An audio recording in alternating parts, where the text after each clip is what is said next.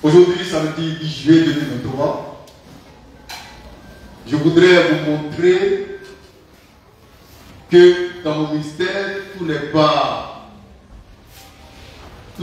rose. Il y a des hauts et des bas. Quand j'ai subi des échecs, je suis passé par des moments douloureux, terribles même.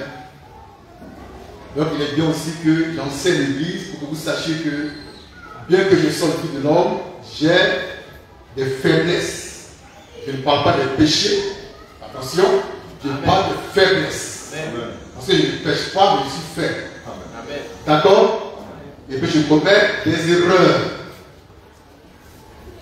L'histoire que je vais raconter, c'est assez douloureux. C'est passé dans ma vie en tant que prédicateur de l'évangile. Je servais le Seigneur avec beaucoup de joie, beaucoup de sérieux, beaucoup de foi. Et un dimanche matin, je devais aller au tabernacle. En ce temps, j'étais avec les dynamistes. J'ai prié au 220 musulmans. Ce dimanche-là, Dieu m'a dit de parler à l'église. Pour moi, c'était bizarre. Et donc, dans ce cas-là, si c'est moi qui parle, il faut qu'il pleuve fort. Comme ça, je bloque ici, puis je ne vais pas à l'église. Ça commence à pleuvoir. D'accord? Maintenant, il faut que la pluie s'arrête pour que je sache que j'ai derrière cet événement. La pluie s'arrête. Donc, je suis allé à l'église. Et puis, vers 11h, j'étais avec ma femme. Ma première femme qui est décédée, c'est pas Sarah. Et notre petit garçon, qui était souffrant, a commencé à piquer une crise, il ne peut pas. Il rend son souffle. Pendant 1 heure de prier, et puis il y a eu une résurrection. Ça, c'est le côté positif. C'est le côté merveilleux. Mais ce n'est pas ça que je vais raconter. Le côté douloureux. Quelque temps après, il y a un enfant de 5 ans, le fils de la sœur Béné Rachel, qui est tombé gravement malade. Gravement malade. Je suis parti prier pour l'enfant. Et j'ai demandé ici au Seigneur pour voir comment ça s'est passé les jours qui viennent. Le soir, je fais une vision nocturne dans laquelle je vois l'enfant malade pour qui j'ai prié en bonne santé. Et il venait vers moi. Mais il n'est pas arrivé à mon niveau, il s'est arrêté, il a fait demi-tour, et puis il est parti. Et quand il partait, je voyais derrière de l'ombre qui disparaissait. Mais je n'avais pas compris la vision, comment il fallait. Pour moi, l'enfant allait guérir. Et j'ai dit à sa mère, non, j'ai fait une vision, il va guérir. C'est là que je suis tombé. L'enfant est tombé encore plus malade. Et à 5 h du matin, on m'a réveillé. Il faut l'amener à Tabou, à l'hôpital protestant Tabou. Nous étions à Santé village, c'est pas ici. Santé, ici, voilà. On a pris un taxi. On est arrivé à Sipores. J'avais ma foi dans ma main. Il râlait. Il râlait. Oh! Et moi je priais, comptant sur ce que j'ai vu dans la vision. C'est pour moi qui ai guéri. On a pris le bateau à Sipores. On est parti jusqu'à quand on est arrivé à sa PH. L'enfant a rendu l'esprit. Il est mort dans mes mains. Comment dire à sa mère? J'ai dit, apprenti, on descend ici. Elle me dit encore, il y a on descend. Il faut qu'on aille à la maison. Nous allons. L'enfant était mort dans mes bras. Malgré les supplications, les prières, son corps constant de foi.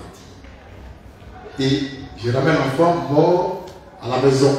C'est là que je vais raconter comment c'est passé pendant le trajet. Et l'enfant a été enterré. Et c'est après que j'ai compris que je n'avais pas compris la vision. Car le fait que l'enfant ne soit pas arrivé à mon niveau, que soit retrouvé pour partir, ça veut dire que l'enfant est mort. Moi, j'ai compris ça autrement. Quand je l'ai vu 9 fois dans la vision, pour moi, je l'ai guéri. Donc, j'ai mal interprété la vision. Ça m'a induit en erreur. Une erreur monumentale dans les ministères prophétiques. Pendant des jours, pendant des mois, j'étais perturbé. J'étais troublé, paniqué même. Il m'a fallu beaucoup de semaines, beaucoup de mois, me ressaisir. Donc, dans ce ministère, il y a beaucoup de choses que je ne maîtrise pas. Amen. Beaucoup de choses qui échappent. Je peux faire des erreurs graves même. Un autre témoignage douloureux. C'est passé quand le père Saint-Mère. Ancien Roland et maman Michel avaient recruté une jeune fille qui s'appelle, c'est Ange, non? Ange. Ange est venue à l'église un dimanche et puis elle est tombée. Quand elle est tombée, les frères priaient pour elle. Ils ont prié pendant longtemps et l'enfant ne guérissait pas. Elle disait qu'elle ne voyait plus. Je suis parti là-bas moi-même pour prier pour l'enfant. L'enfant est devenu aveugle. À 7 heures. On a prié. L'enfant est devenu aveugle. Elle ne voyait plus clair. On l'a mis dans une clinique. Là-bas aussi, je priais simplement. Je priais. Mais l'enfant ne voyait plus clair. J'ai tout essayé. J'ai prié. J'ai crié à Dieu. J'ai fait les prières que je pouvais faire. L'enfant dit, je ne vois plus clair. Et elle fait comme ça. Elle pleurait. On a été dans l'obligation de payer son père. Et le père, il a monté une sérénité extraordinaire. Il dit, c'est pas elle, il vient chez sa fille, il va à la maison.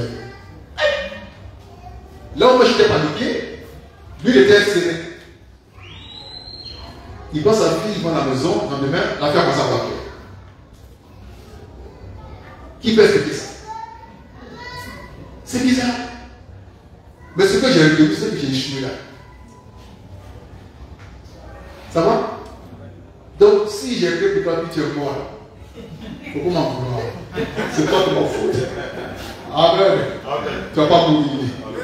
Merci.